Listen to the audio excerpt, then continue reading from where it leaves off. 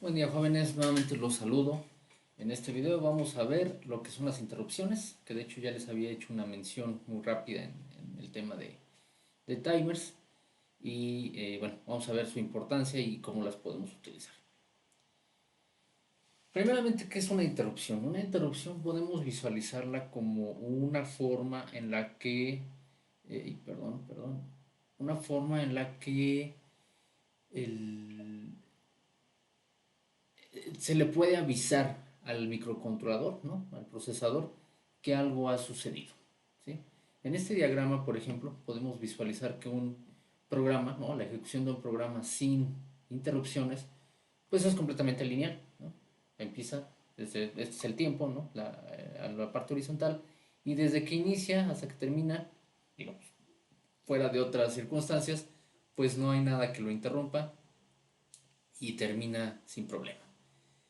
Un programa o una ejecución de programa que tiene interrupciones, lo que va a hacer es que va a estar saltando entre procesos. ¿Qué significa esto?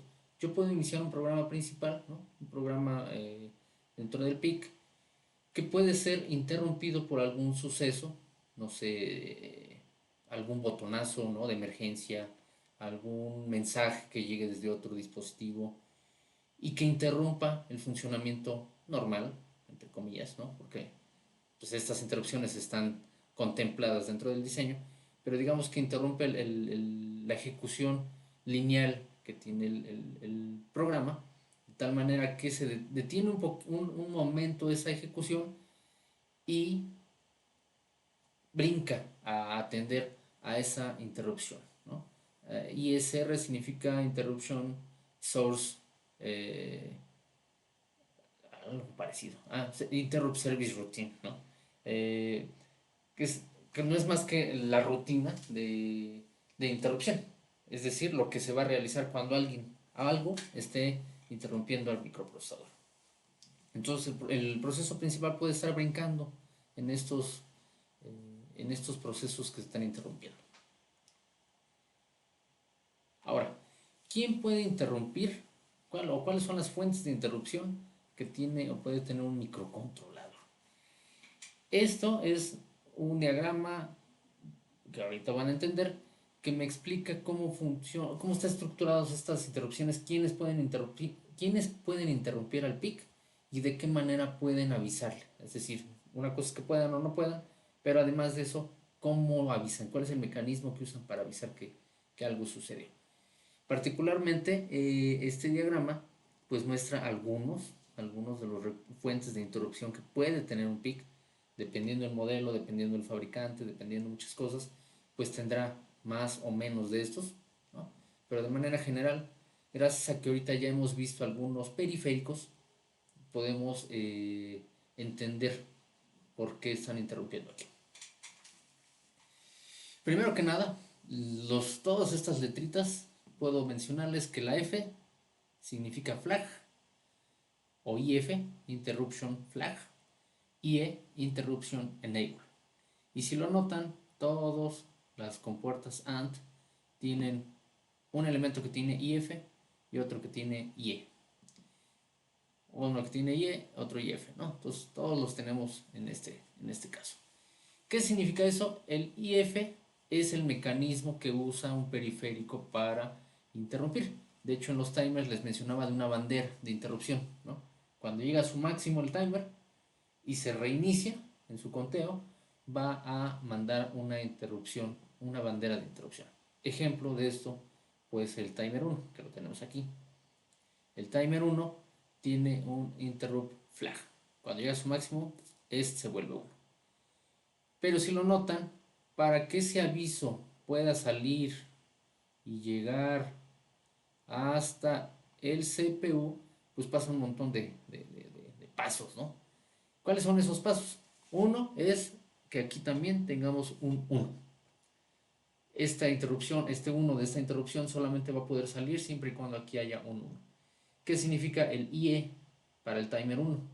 Interrupt Enable. Quiere decir que yo como usuario he decidido que el timer 1 lo quiero activar para que pueda generar interrupciones, ¿sí? Entonces, si este está en 0, el timer funciona, todo normalmente funciona, la bandera se puede activar, pero el timer no sería capaz de interrumpir el CPU, ¿sale? El programa principal tendría que hacer uso de la información que tiene el timer, pero tendría que ser dentro de su programación lineal, ¿no? No podría estar haciendo algo, ¿no? Y en el momento que alguien lo interrumpe, lo atiende, ¿no? Entonces, para que el timer 1 sea capaz de interrumpir al CPU, tiene que estar activada esa interrupción y además tiene que haber sucedido el evento de interrupción. Una vez que esas dos cosas suceden, hay un 1 aquí, en esta línea. Si lo notan, aquí este es un OR de todas estas entradas. Y el OR con cualquiera que de las entradas sea un 1, sale un 1. ¿Sale? Aquí saldría un 1 si es que el timer interrumpió. Y particularmente para todos estos periféricos hay otro candadito, digámoslo así, que es el PEIE. El PEIE es el Peripheral Interrupt Enabler, es decir, una activación de las interrupciones de los periféricos. Alguien decidió que todos estos periféricos debían ser controlados por este bit. Entonces, además de tener activada la interrupción del timer, además de que suceda el evento de interrupción, debe estar activada la interrupción de periféricos. Y una vez que está activada, ahora sí sale este uno aquí. Y si lo notan particularmente para este, otra vez tenemos un OR, que cualquiera de estos, cualquiera de estos que genere una interrupción, va a salir un 1 aquí. Y por último tenemos un candado final, que es el GIE. El GIE es el último de los candados para que esta interrupción del timer que ahorita pusimos como ejemplo, pues finalmente interrumpa al CPU. GIE es Global Interrupt Enable. Es el bit que me permite activar interrupciones globales, es decir, cualquier interrupción, ya sea las de periféricos o estas de aquí, estas tres. Que a alguien se le ocurrió decir que pues pueden funcionar o tienen más importancia, ¿no? Más prioridad que tal vez todas estas. ¿Por qué está diseñado así? No lo sé, no me he puesto a investigar tal cosa, pero esta es la estructura general de lo que es una interrupción. Bueno, de las fuentes posibles de interrupción para el PIC. Así todos los periféricos, por ejemplo el AD es el ADC, por ejemplo el TX es transmisión de puerto serial, que no lo hemos visto, tenemos el timer 2, tenemos el puerto RB, de hecho ahorita les voy a platicar sobre la interrupción del puerto RB, la interrupción del timer 0, la interrupción INT, que también se refiere a pines digitales. Estas dos, de hecho ya lo voy a mencionar ahorita un poco, estas dos de aquí son interrupciones que me permiten que un pin digital, ¿no? Acuérdense que cualquiera de los pines casi puede ser digitales, yo con un botonazo, ¿no? O con un evento, un pulso, cualquier sensor que pudiera generar un pulso, sea un botón, sea un sensor de presencia, sea un sensor infrarrojo que detectó algo, sea lo que sea, ese pin digital, además de volver un 1 en ese pin, ¿no? Como lo hemos visto con el port B, port C, etc., además de que se lea un 1 en ese bit, ese 1 podría ser capaz de interrumpir el funcionamiento o la ejecución normal del CPU y brincar a hacer alguna otra cosa. Ejemplo de esas cosas es, imagínense un botón de emergencia. El programa está funcionando normal y sucede que dentro de esa normalidad está leyendo un valor de un sensor, quizá temperatura, quizá velocidad, yo qué sé, quizá un carro que va conduciendo normalmente y de repente choca, la bolsa de aire choca, ¿no? Y ese impacto genera un pulso que puede ser digital. Hay choque o no hay choque. Y ese pulso entra a la interrupción, ¿no? Bueno, entra a alguno de estos pines digitales e interrumpen el funcionamiento del PIC para dar cabida a otra cosa. Ejemplo, la bolsa de aire, ¿no? Si lo notan, con este ejemplo empezamos a detectar que son sucesos o son eventos que necesitan de que el CPU los atienda, ¿no? O sea, de alguna manera tienen importancia, tienen prioridad, sobre el funcionamiento normal del programa, y el CPU debe dejarlos de hacer para que se ponga a hacer esa otra cosa, ¿no? Ahorita voy a hacerles una analogía para que pueda quedar más claro esto.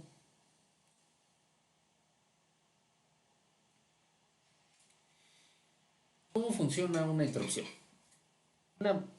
Tiene ciertos pasos, ¿no? Desde cómo configurarla, qué elegir, qué periféricos me van a interrumpir, cómo activo sus interrupciones, etc. Entonces, esa serie de pasos se las voy a mostrar aquí. El paso número 1 es permitir que el micro esté programado para que se produzcan interrupciones. ¿Cómo se logra?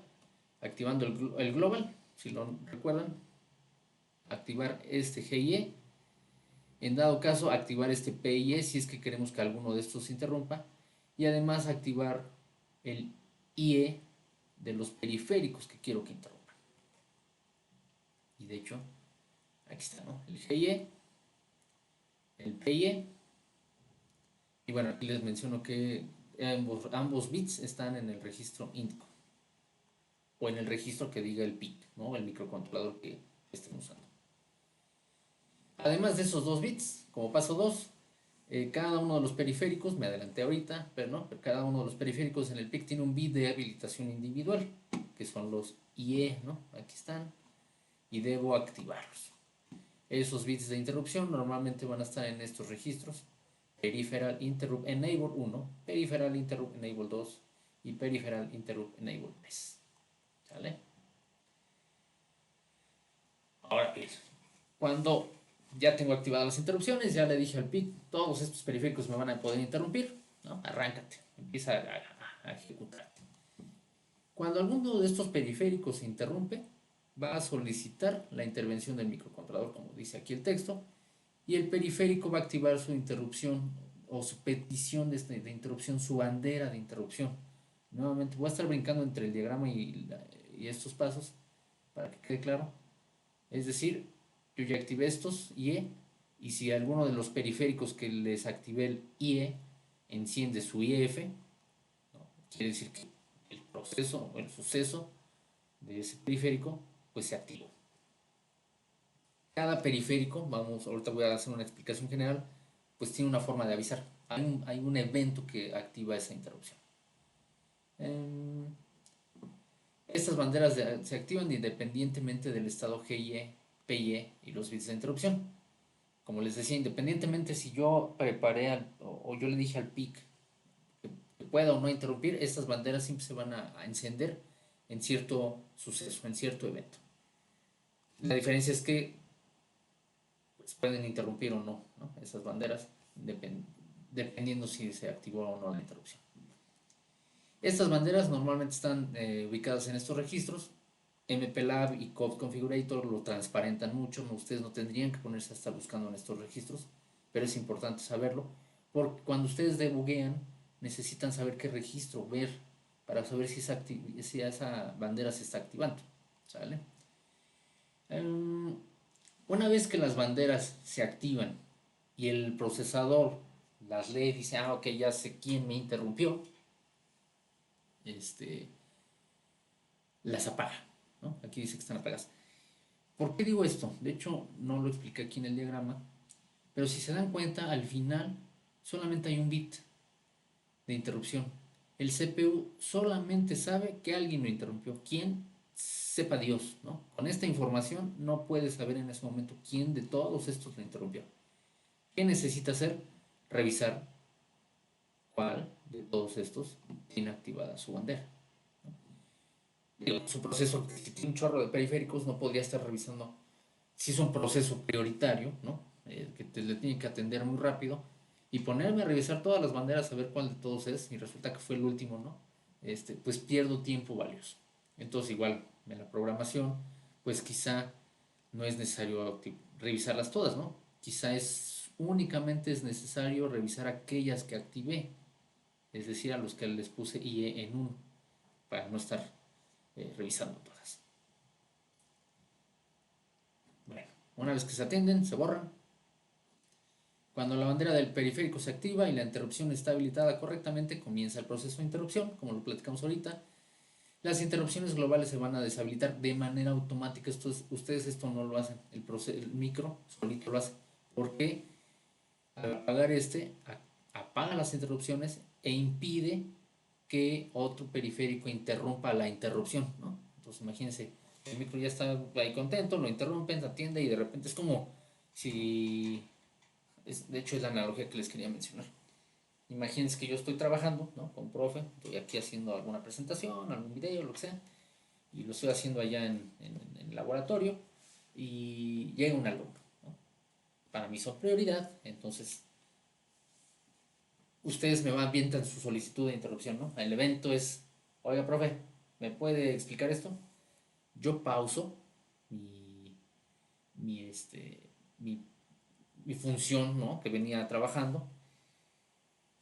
Internamente el micro lo que hace es guardar el estado, ¿no? Lo que estoy viendo, qué presentación, como que guarda aquí, es como si yo guardara en la mente qué estoy haciendo, ¿no? Antes de que me voltee y te atienda. Porque puede ser que si no hago nada de eso, me volteo y cuando acabe de atenderte, ¿no? Regreso y digo, ¿qué estaba yo haciendo? ¿No? Si no hago ese proceso de guardar el contexto en el que estaba yo, como lo menciona aquí, pues cuando regrese de la interrupción no voy a saber qué estaba haciendo, no voy a saber dónde seguir y pues me pierdo, ¿no? Y el programa ya valió. Entonces lo que hace el programa de manera muy rápida, guarda ciertos registros, ¿no? Guarda cierta memoria, contador de programa, eh, algunas variables, etcétera, y se voltea a atenderte, ¿no? Atiende al alumno. ¿Cuánto tiempo? Ahí va una de las cuestiones que son importantes en esto. Yo atiendo al alumno, termino, ¿no? Y regreso. Pero imagínense ahorita, por esto de las interrupciones globales que se deshabilitan, si yo atiendo, ¿no? Cuando me pongo a atender a uno y no desactivo esas interrupciones, si llega alguien más, me vas a valer, ¿no? Y yo atiendo al otro. Y si llega alguien más, me va a valer. Y no termino con uno cuando empiezo con el otro y cuando empiezo con el otro. Entonces, debo apagar estas interrupciones globales para que yo termine de atender a uno. Eso es de manera general. Hay procesos que le dan prioridad a esas interrupciones.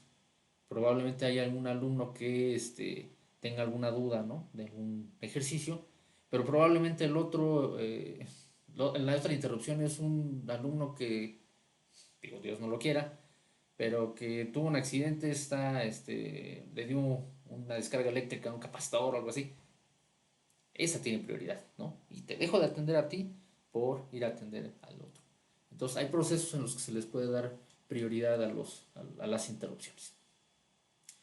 Este, Ahora, es importante aquí, que aunque ustedes también no, no hacen nada en programación, digamos, al respecto, ahorita en el ejemplo práctico lo voy a explicar, pero el control del programa se transfiere a otra posición de la memoria. En la memoria RAM, de hecho creo que lo tengo en el siguiente, así aquí está.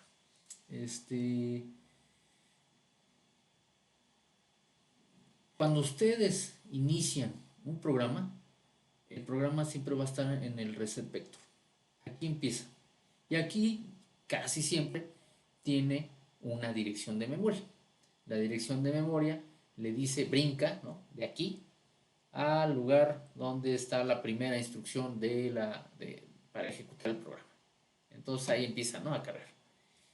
Si yo tengo una interrupción, lo que va a hacer el micro es ahora darle el control a uno de estos vectores o a una de estas posiciones de la memoria de interrupciones. ¿Sale? Eh, por ejemplo, en este caso, en este diagrama tenemos interrupciones de baja prioridad e interrupciones de alta prioridad. Dependiendo como ya yo he configurado a mi PIC, yo tengo la posibilidad de decirle, ¿sabes qué? No quiero diferentes prioridades, simplemente interrupciones en general. Entonces se usa el 8, nada más. Pero si yo quiero usar prioridades, voy a brincar a un 8 o al 18, dependiendo del periférico que me haya interrumpido. ¿Sale?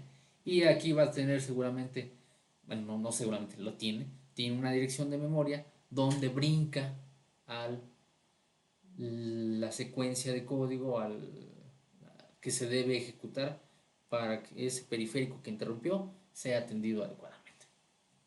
¿Sale?